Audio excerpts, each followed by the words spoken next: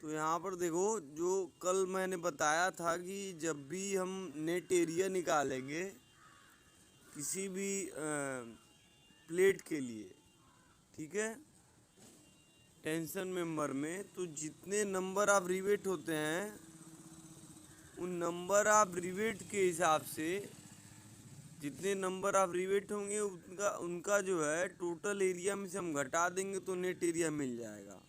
ठीक है, जैसे यहाँ पे लिखा हुआ है फार्मूला, देखो यहाँ पे एक रिवेट दिखाया गया है जिसका डाया डी है और एक प्लेट है जिसका चौड़ाई बी है। ठीक है, तो जो नेट एरिया है जिसको हम लोग शुद्ध क्षेत्रफल कहते हैं वो होता है तुम्हारा खंड का कुल क्षेत्रफल माइनस रिवेट छिद्रों के लिए कटौती। मतलब रिवेट के जितने छिद्र हैं उनको क्या करेंगे हम आपस में उसमें घटा देंगे टोटल करके टोटल एरिया में से। ठीक है, अब मान लो कोई चपटी पत्ती है, ठीक है, और उसका प्रयोग हम लोग क्या कर रहे हैं, टेंशन मेंबर के रूप में कर रहे हैं। ठीक है, तो इसमें जो है इस प्लेट को जो है यूज करते समय हमें जो है जोड़ने के लिए दो तरीके हैं। पहला तुम्हारा हम रिवेट का प्रयोग करेंगे, और रिवेट किस तरह से लगेगा, एक होता है श्रृंखलाबद्ध, ठीक है, यानी कि चेन रिवेटिंग, और दूसरा होता है क्या, विषम रिवेट पद्धति जिसको कहते हैं जिगजैग। ठीक है, कल मैंने बताया था जब भी चेन में होगा यानी कि किसी सेक्शन पे जो नंबर ऑफ रिवेट है वो क्या हो, एक सीधी रेखा में हो। ठीक है, तो यहाँ पर देखो सेक्शन 1 पे, ठीक है, रिवेट कितने हैं, 3 है। सेक्शन 2 पे रिवेट 3 है, यानी कि ये जो सिस्टम दिखा रहा है 1 और 2 पर रिवेट की संख्या क्या है, एक समान है। तो ऐसे केस में क्या होता है, तुम्हारा जो प्लेट का क्षेत्रफल होगा वो क्या होगा तुम्हारा, अगर हम केवल प्लेट का ले टोटल, यानी कि टोटल एरिया केवल प्लेट का जब उसमें रिवेटिंग नहीं की गई थी तो बी इंटू टी, ठीक है, बी इंटू टी होगा। अब उसमें जब रिवेट लगा दिए गए यानी कि एक लाइन में कितने रिवेट हैं, 3, तो इस सेक्शन पे जो तुम्हारा 1 पे नंबर ऑफ रिवेट आएगा वो 3 होगा। ठीक है, तो n बराबर 3 हो गया, और प्रत्येक रिवेट का, एक रिवेट की जो डाया है मान लो वो d होगा, तो d इंटू टी कर देंगे तो क्या होगा, एक रिवेट का एरिया मिल जाएगा, और टोटल नंबर ऑफ रिवेट कितने हैं, 3 है, तो 3 इंटू डी इंटू टी। ठीक है, तो अब नेट एरिया क्या हो जाएगा उस सेक्शन पे, शुद्ध क्षेत्रफल बी इंटू टी जो कि पूरा एरिया है minus n number of rivet multiply with D into T. ठीक है, तो टी कॉमन लेंगे तो फार्मूला हो जाएगा तुम्हारा b minus N D into T. ठीक है, ये हो गया जो है श्रृंखला चेन रिवेटिंग का। ठीक है, श्रृंखला रिवेट पद्धति का। अब इसके बाद तुम्हारा जो है दूसरा मेथड देख लेते हैं, विषम रिवेट पद्धति का, यानी कि जिगजैग रिवेटिंग। अब जिगजैग रिवेटिंग के केस में क्या होता है, तुम्हारा यहाँ पर जो तुम्हारा 1 है सेक्शन, ठीक है, यहाँ से 1 से स्टार्ट हुआ, ठीक है, तो उसके जस्ट नीचे एक रिवेट है, लेकिन यहाँ पर देखो एक जिगजैग मोशन बन रहा है, यहाँ से लेके 1 से लेके 2, 2 से लेकर 3, 3 से लेकर 4, 4 से लेकर 5, 5 से लेकर 6। ठीक है, तो अब इस तरह से जब हम चलेंगे तो यहाँ पर दो तुम्हारे कंडीशन बनेंगे। एक कंडीशन ऐसा होगा जिसमें तुम एक सीधी रेखा में चलोगे तो तुम्हें 3 रिवेट मिलेंगे, और दूसरा कंडीशन ऐसा होगा जिसमें तुम जिगजैग मोशन में चलोगे तो तुम्हें टोटल नंबर ऑफ रिवेट कितने होंगे, 5 होंगे। ठीक है। देखो यहाँ पर 1, एक rivet, 2 rivet, 3 rivet, 4 rivet, 5 rivet, ठीक है।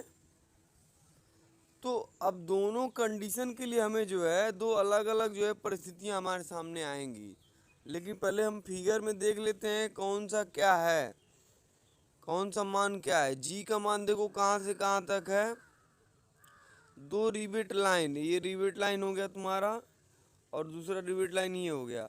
इन दोनों के बीच की जो लंबवत दूरी होगी, समांतर, 2 रिवेट लाइन जो कि समांतर होती हैं उनके बीच की जो लंबवत दूरी होती है वो तुम्हारी कहलाती क्या, जी, जिसे कहते हैं गेज दूरी, ठीक है। उसके बाद जो है तुम्हारा P1 दिया हुआ है। P1 है तुम्हारा क्या, यहाँ कहाँ से कहाँ तक, 2 जिगजैग, 2 क्रमागत जिगजैग रूप में लगाए गए रिवेट के बीच की सीधी रेखा में जो दूरी होगी वो तुम्हारी क्या होगी, P1 होगी, जिसको कहते हैं हम लोग विषम पिच, ठीक है। तो ये जो है तुम्हारे फार्मूले में यूज होंगे जी और P1 और N1, ठीक है। अभी N1 जो है तुम्हारा क्या होगा, टेढ़ी मेढ़ी जो रेखा है उसके काट रेखा पर गेज की दूरी की संख्या है, ठीक है। जैसे हम अगर पूछें यहाँ पर कि अगर हम 1 से लेकर 2, 2 से लेकर 3, 3 से लेकर 4, 4 से लेकर 5, 5 से लेकर 6 तक चलते हैं, अब फिर 7 तक आते हैं, तो इसमें जो है जो टेढ़ी मेढ़ी एक रेखा बने इस तरह से, ठीक है। तो पूछेगा इसमें कि गेज दूरी की संख्या कितनी है, ठीक है। तो पहली गेज दूरी की संख्या क्या होगी, 1, 2, 3 और 4। तो n बराबर क्या हो जाएगा तुम्हारा, 4 हो जाएगा, ठीक है।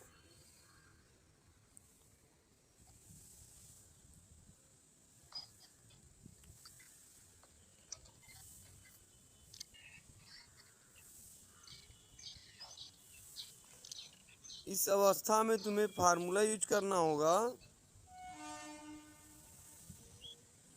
इस अवस्था में तुमको फार्मूला यूज करना होगा B equal to N minus N D, sorry B minus N D plus N1 into P1 का स्क्वायर बटा 4G, ठीक है। तो यहाँ मैंने ऊपर बताया था कि ये तो तुम्हारा मान लो ग्रॉस एरिया हो गया, ठीक है, एक सीधी लाइन के लिए। अब जो तुम्हें जिगजैग मिल रहा है उसके लिए क्या करोगे तुम, उसके लिए जो है तुम्हें अतिरिक्त जो है ये पोर्शन जोड़ना पड़ेगा, जिसमें तुम्हारा N1 क्या है, N1 है तुम्हारा यहाँ पर फार्मूले में जो N1 दिया गया है, टेढ़ी मेढ़ी काट रेखा पर गेज दूरी की संख्या, ठीक है। टेढ़ी मेढ़ी जो काट रेखा है उस पर गेज दूरी की संख्या। P1 क्या है तुम्हारा, P1 है तुम्हारा विषम पिच और G क्या है तुम्हारा गेज की दूरी, ठीक है। ये टर्म्स याद रखना केवल तुमको। अब न्यूमेरिकल जब हम कराएंगे तो तुमको जो है यहाँ पे चीज़ें समझ में आएंगी कैसे जो है सॉल्व हो रहा है, ठीक है। तो ये कंडीशन हो गया। एक और कंडीशन तुम्हें मिलेगा आगे देखने को,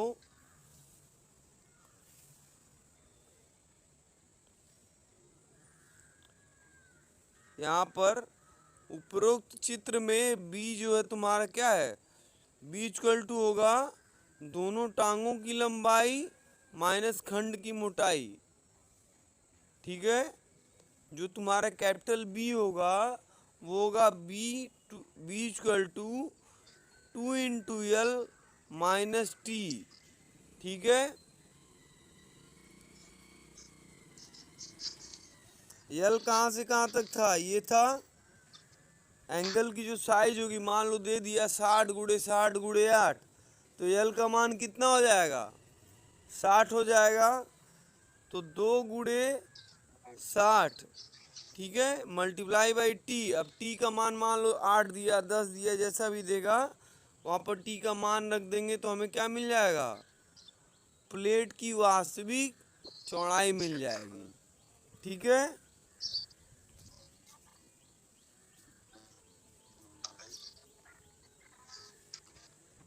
अब देखो फिर कह रहा है कि सीधी काट रेखा 1 2 3 पर जो चौड़ाई होगी बी इक्वल टू वास्तविक जो इफेक्टिव चौड़ाई होगी वो होगी तुम्हारी बी माइनस एन डी। ठीक है, यहाँ से देखो,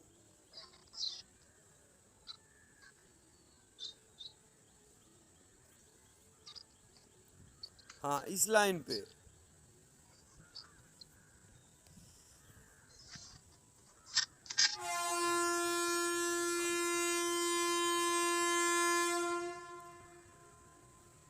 यहाँ से यहाँ तक। ठीक है, 1 2 3 एक सीधी रेखा है ना, यहाँ पर क्या कह रहा है 1 2 3 पर 1 2 3 पर इफेक्टिव चौड़ाई सीधी काट रेखा 1 2 3 पर इफेक्टिव चौड़ाई, दो कंडीशन तुम्हें मिलेंगे यहाँ पर देखने को।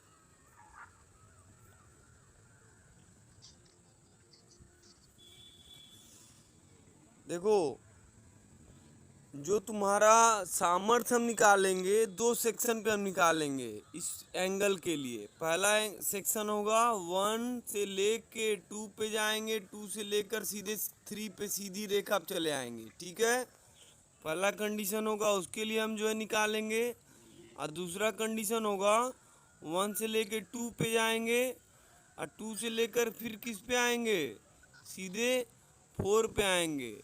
ठीक है, फिर 4 से लेके 5 चले जाएंगे। तो इसके लिए इस सेक्शन पे हमें एरिया निकालना होगा।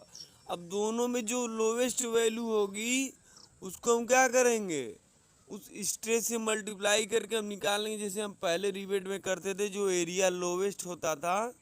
ठीक है, शियरिंग बियरिंग और टियरिंग में। ठीक है, तीनों में जो है जो लोवेस्ट एरिया होता है उससे हम क्या करते हैं, स्ट्रेस से मल्टीप्लाई करके हम सामर्थ्य निकाल लेते थे। याद है?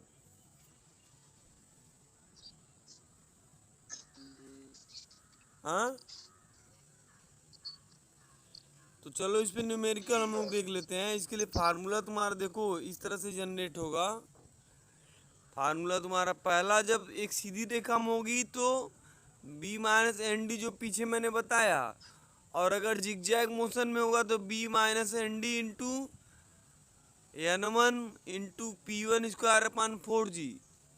ठीक है, इस पूरे चैप्टर में तुमको ये जो फार्मूले हैं दो याद रखने होंगे। ठीक है, जो एरिया होता है तुम्हारा वो होगा B E multiply by thickness of plate. ठीक है, तो हर जगह तुमको बी ई निकालना है और उसमें टी से मल्टीप्लाई कर देना है। ठीक है, तो यहाँ पर बी ई निकला है बी माइनस एन डी एक सीधी रेखा के लिए, वहाँ पे टी मल्टीप्लाई कर दोगे तो तुमको एरिया मिल जाएगा, नेट एरिया। और अगर तुमको यहाँ पे बी ई यहाँ जिगजैग के लिए निकला हुआ है B minus N D plus N one plus sorry into P one square upon 4g, तो इसमें टी से मल्टीप्लाई कर दोगे तो तुम्हें उसके लिए नेट एरिया मिल जाएगा। ठीक, अब इसके लिए एक न्यूमेरिकल जो है मैं बता रहा हूँ तुम लोगों को। जो एक ग्रुप यहाँ देखो, सेम चीज़ है जो मैंने बताया अभी। ठीक है, फिगर में स्पष्ट रूप से दिख रहा होगा क्या चीज़ है ये, जो मैंने अभी कोणी खंड के लिए बताया तुम लोगों को। ठीक है, तो उसके लिए दो फार्मूला आया यहाँ पर। ठीक है, अभी हम बताते हैं कैसे ये सॉल्व होगा। पहले सवाल देख लेते हैं हम लोग। अब इसी पे एक सवाल देखते हैं एंगल पे। ठीक है, जो एंगल सिस्टम है, देखो कह रहा है कि चित्र 5.8 चित्र तुम्हारा कौन सा है, ये रहा। ठीक है, जो मैंने अभी बताया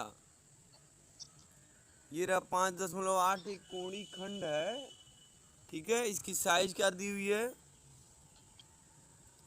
कह रहा है कि चित्र में दर्शित तनन उपांग, जिसको टेंशन मेंबर कहते हैं, एक कोणी खंड 60 × 60 × 8, जो कोणी एंगल दिया गया है, ठीक है, एंगल जो दिया गया है उसका साइज है 60 × 60 × 8, यानी कि एक समान साइज है। पास में आ रही है। जो एल सेक्शन है उसका ऊपर और नीचे का जो लंबाई है वो समान है 60 × 60, और थिकनेस कितनी है? 8 mm प्रयोग में लाया गया है। अब जिसकी दोनों टांगे 18 mm रिवेट द्वारा जोड़ी गई हैं। अब जो एंगल है उसको जोड़ने के लिए क्या किया गया है? प्लेट से जोड़ने के लिए 18 mm के रिवेट का प्रयोग किया गया है। ठीक है, जो रिवेट की डाया है वो 18 mm है। अब फिर कह रहा है कि रिवेट रेखा की अन्य टांग की पृष्ठ से लंबवत दूरी 35 mm है। इसको देख लो। कह रहा है रिवेट रेखा की अन्य टांग की पृष्ठ से लंबवत दूरी, यानी कि अब देखो रिवेट रेखा कहाँ है सवाल में जो कह रहा है। रिवेट रेखा देखो ये दिख रहा है, ये दिखा रहा है ना,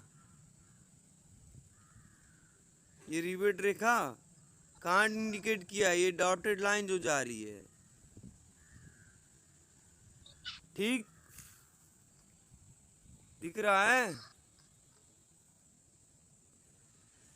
रिवेट रेखा दिख रही है। ये कह रहा है कि रिवेट रेखा की उस एंगल के पृष्ठ से, एंगल के पृष्ठ से, एंगल का पृष्ठ कहाँ पे है? ये रहा, ये दिख रहा है। रिवेट रेखा से एंगल के पृष्ठ की दूरी 35 mm दिया गया है। ठीक है, यानी कि यक्स का मान कितना है? यक्स का मान 35 mm है। यही एक्स है तुम्हारा। रिवेट रेखा से लेकर यहाँ तक की दूरी जो तुम्हारी है पृष्ठ के, एंगल के पृष्ठ तक के बीच की दूरी 35 मिलीमीटर है। ठीक, फिर क्या कर रहा है सवाल में? इस खंड की सामर्थ्य ज्ञात कीजिए यदि विषम पिच 50 mm और अनुगेय प्रतिबल 150 Nm/mm² है। ठीक है, कह रहा है कि इस खंड की सामर्थ्य ज्ञात करनी है। जो एंगल यूज किया गया है उसकी सामर्थ्य कितनी होगी यदि विषम पिच और अनुगेय प्रतिबल 150 है। तो प्रतिबल तब हम यूज करेंगे जब हमें एरिया मिल जाएगा। ठीक है, उससे मल्टीप्लाई कर देंगे तो हमें सामर्थ्य मिल जाएगी। लेकिन पहले हमें एरिया निकालना होगा कि कौन सा एरिया लोवेस्ट होगा और किस पे जो है लोवेस्ट एरिया पे सामर्थ्य वो प्रदर्शित करेगा। ठीक है, तो यहाँ पर विषम पिच दिया हुआ है 50। अब विषम पिच क्या था देखो जरा यहाँ पे।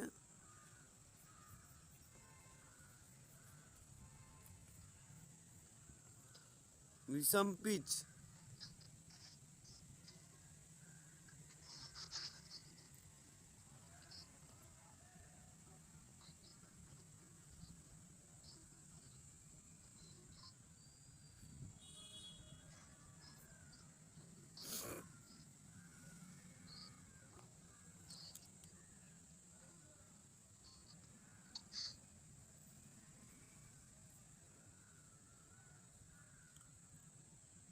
ये रहा। ठीक है, P1। ठीक है, जो P1 है वो क्या है तुम्हारा 50 दिया हुआ है सवाल में, दिख रहा है। P1 कहाँ से कहाँ तक है? दो जिगजैग रिवेट के बीच की जो दूरी होगी, दो समांतर रेखाओं के बीच की जो दूरी है, यहाँ से लेके रिवेट 1 से 2 के बीच में जो ये लंबवत दूरी है वो क्या है तुम्हारा P1 है। वो दिया हुआ है सवाल में कितना 50, दिख रहा है।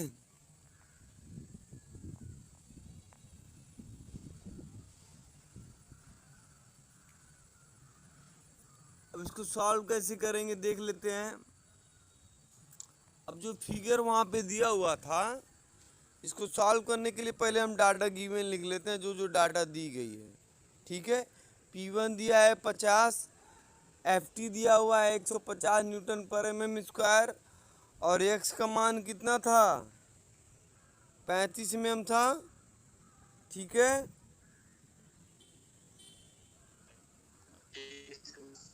x का मान 35 mm। अब हमें जो फार्मूला है हमारे पास, वहाँ पर ये एक फार्मूला ये है जब सीधी रेखा होगी, और दूसरा फार्मूला ये है जब 1, 2, 4 और 5 पे चलेंगे। बात समझ में आ रही है? दोनों पे हम चौड़ाई निकालेंगे, और उसके लिए रिस्पेक्ट में हम क्या निकालेंगे, फिर एरिया निकाल लेंगे t से मल्टीप्लाई करके, जो कि दिया हुआ है 8 mm। ठीक, तो इफेक्टिव चौड़ाई के लिए हमें क्या चाहिए होगा, b चाहिए होगा और nd चाहिए होगा। सबसे पहले हम जो है 1, 2 और 3 पर चलते हैं एक सीधी रेखा में। ठीक है, तो क्या किया है सवाल में, यहाँ देखो,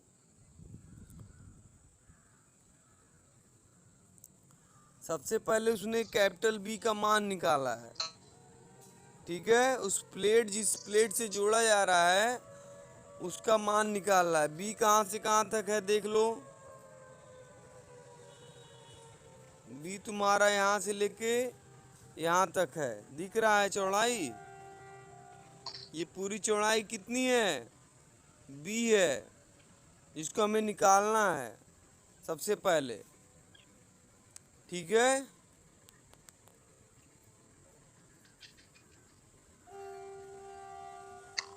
ठीक है, तो दोनों टांगों की लंबाई 60 गुणे 2 कर दिया, और माइनस खंड की चौड़ाई, यहाँ पे देखो 2l माइनस t दिख रहा है।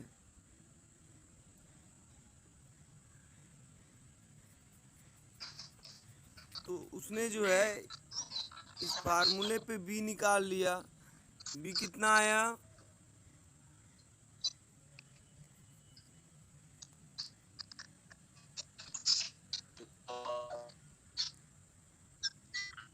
b आया तुम्हारा,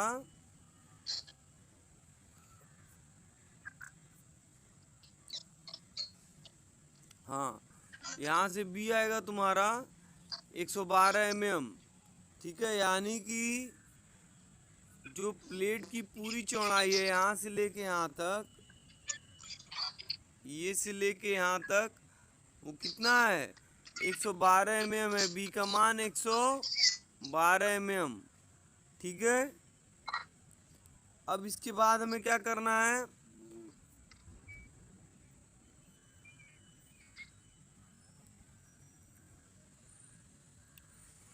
अब हमें जो है कुछ मान निकालने होंगे।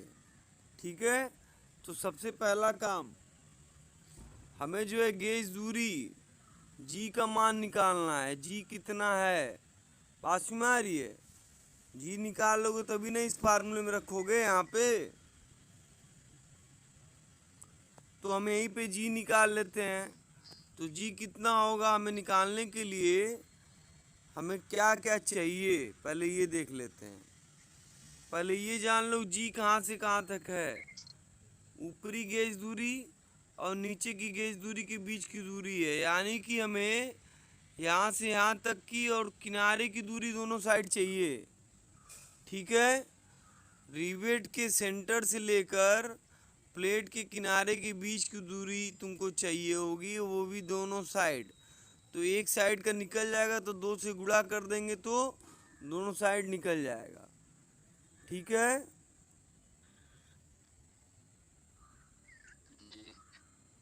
तो इसके लिए हम क्या करेंगे, गेज दूरी निकालने के लिए, गेज दूरी जो तुम्हारी होगी वो तुम्हारी होगी प्लेट की पूरी चौड़ाई माइनस 2 गुणे रिवेट के किनारे की दूरी। ठीक है, ये कैसे आ रहा है देख लो यहाँ पे एक बार। प्लेट की पूरी चौड़ाई कितनी है, 112 है, ठीक है। प्लेट की पूरी चौड़ाई 112 है, दिख रहा है। तो 112 में से ये प्लस ये निकाल देंगे तो ये मिल जाएगा बीच वाला। 112 में से किनारे की दोनों दूरी निकाल देंगे हम लोग तो हमें गेज दूरी मिल जाएगी।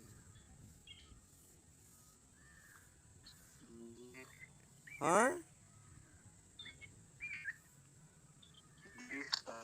ठीक है। तो वही किया यहाँ पर।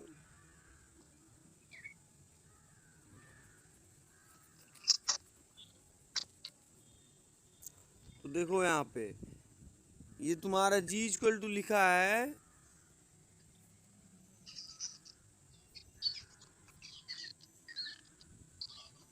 जी इक्वल टू बी माइनस 2 गुणे रिवेट से किनारे की दूरी, रिवेट रेखा की किनारे से दूरी। तो बी तुमने निकाला था कितना, 112, ठीक है। माइनस 2 गुणे रिवेट रेखा से किनारे की दूरी कितनी होगी, 25 mm। कैसे 25 आएगा, यहाँ देखो।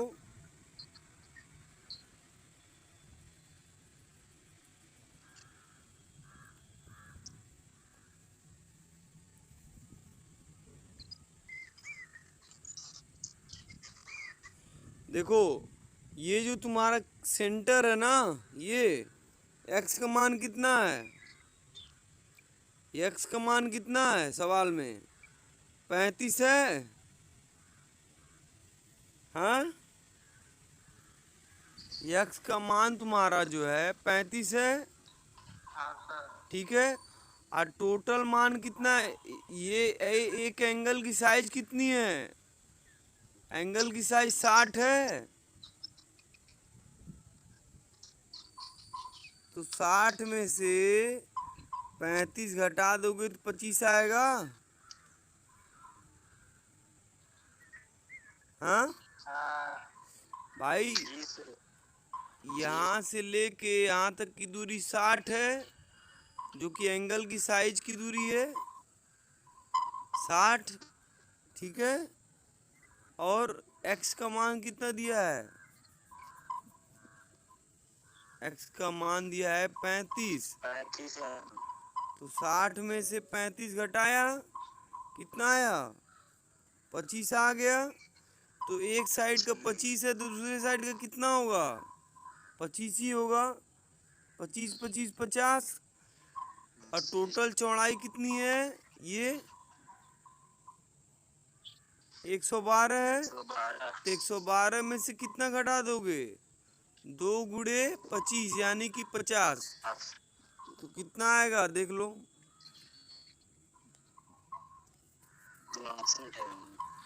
आया है ना।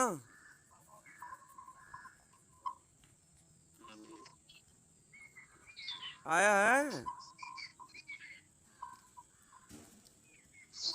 62 दिख रहा है।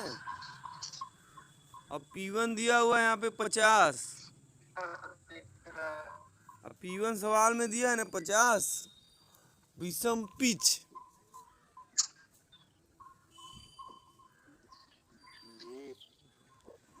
दिया है 50, ठीक है।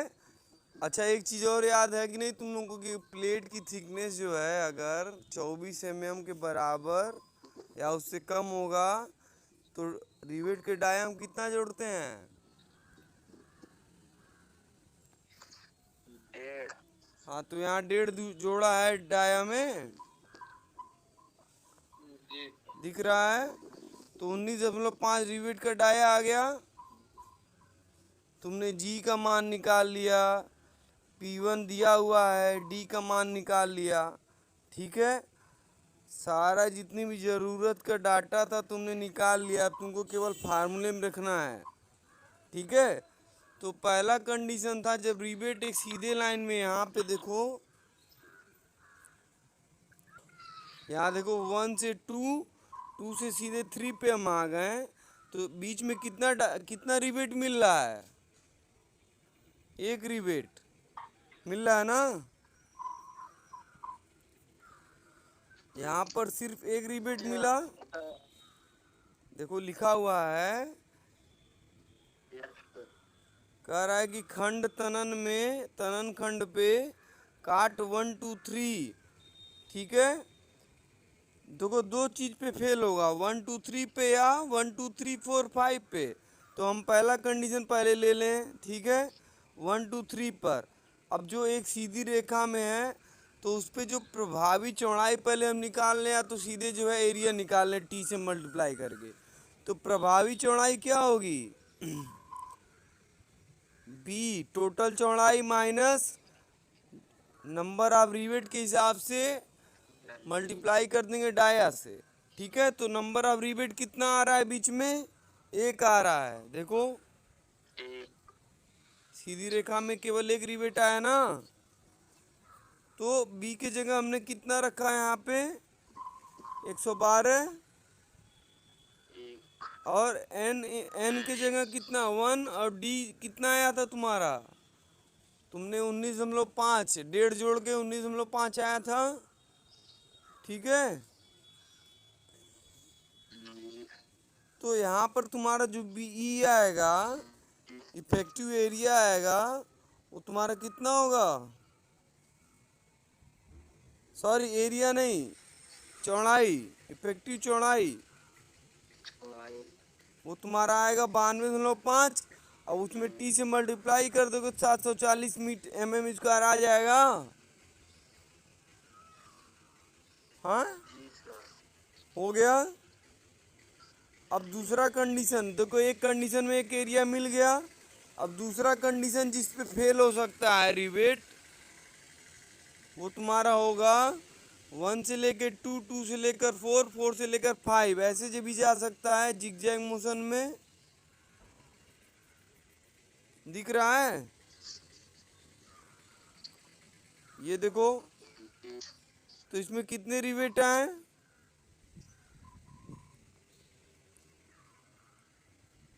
रिवेट कितना आया? 2 आया।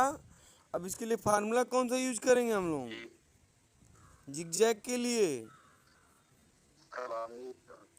प्रभावी चौड़ाई वाला, ये जो B equal to B minus N D plus n1 into P1 square upon 4G, ठीक है। जी का मान तुमने निकाला हुआ है, पी निकाला हुआ है, ठीक है। पिच का मान दिया हुआ है क्वेश्चन में, 50 दिया है ना।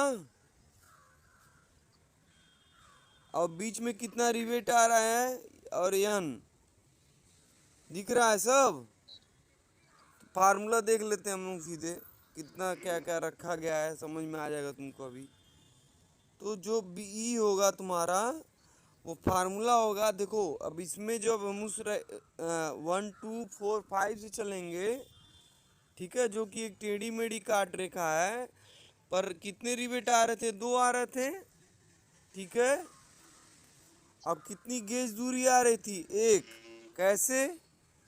n1 की क्यों एक लिया जा रहा है? क्योंकि देखो एक ही मिल रहा है इस तरह से, बात समझ आ रही है? ये जो रेखा है 2 से 4 के बीच में एक ही है। अगर ये ऐसे होता तो कितना होता है? n1 और n1 2, बात समझ आ रही है? दिख रहा है? तो यहाँ पर बस एक है, तो n की जगह यहाँ पे जो फार्मूला n1 होगा वो क्या होगा? 1 होगा। अगर इस तरह से 1 2 3 देता तो ये कितना हो जाता? n1 की जगह 3 रख देते हम लोग, ठीक है। तो यहाँ पर सवाल में बस एक ही है, तो हमने 1 ले लिया n1 की जगह। अब फार्मूले में रख दो, फार्मूले में रखा तो b की जगह 112, n की जगह कितना है? 2 रिबेट है तो 2 रख दिया, d के जगह 19.5, ठीक है, प्लस वन, N1 की जगह कितना, एक नंबर ऑफ गेज कितना था, गेज दूरी एक था।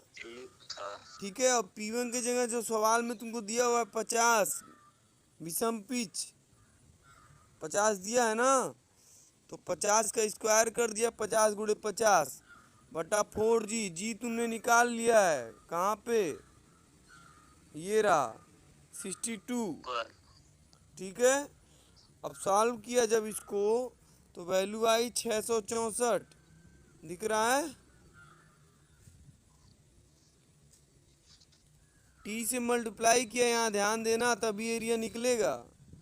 अभी तो यहाँ केवल प्रभावी चौड़ाई निकाला है ना, 83 कुछ, तो यहाँ पे टी से मल्टीप्लाई किया 664 आया। अब इसके पहले जो निकाला था, दो कंडीशन में तुमने एरिया निकाला, एक 740 आया, एक 664। तो लोवेस्ट वैल्यू हम ले लेंगे कितना, 664, वो जो वैल्यू कम है उसको ले लेंगे। ठीक है, वही वास्तविक शुद्ध एरिया होगी, नेट एरिया। और इस पे जो है हम क्या करेंगे, एफ टी से मल्टीप्लाई कर देंगे, 150 है तो टोटल कितना हो जाएगा आंसर, 99,696। बात में आई। अब हो जाएगा ये सवाल। सर इतना बड़ा क्वेश्चन सर पूछेगा, अभी तो ये शुरुआत है।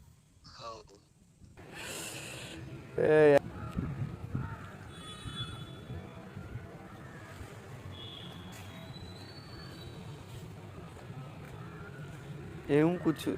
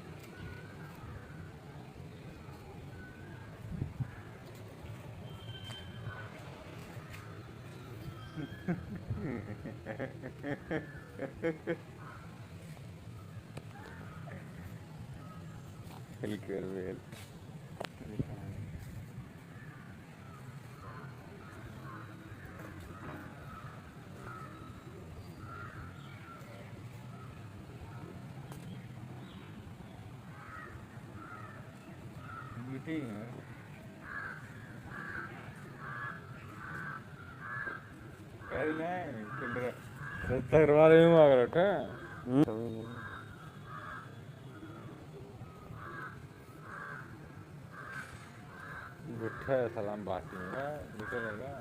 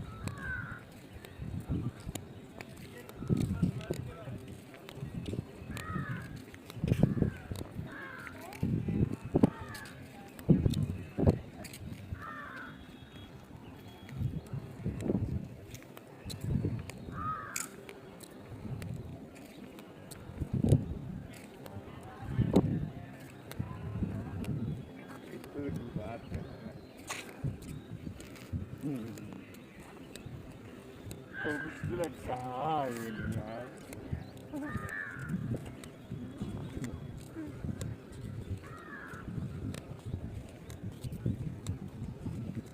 पैसे जो करना है सब नहीं है खेल था ना गोल